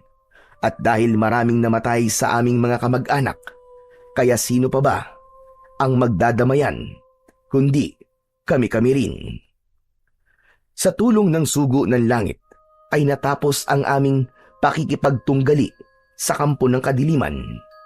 Pero patuloy pa rin kaming magsasama-sama sa pakikipaglaban, hindi lang sa mga kampo ng kadiliman, kundi pati na rin sa mga salot ng lipunan. At nawa, ang aming kasaysayan ay maging inspirasyon sa inyong lahat, dahil alam kong meron din kayong hinaharap na iba't ibang laban. Kailangan lang ninyong magtiwala sa Panginoong Diyos at magtiwala rin kayo sa inyong sarili. Kaya ninyo yan. Hanggang sa muli, marami pong salamat sa inyong pakikinig.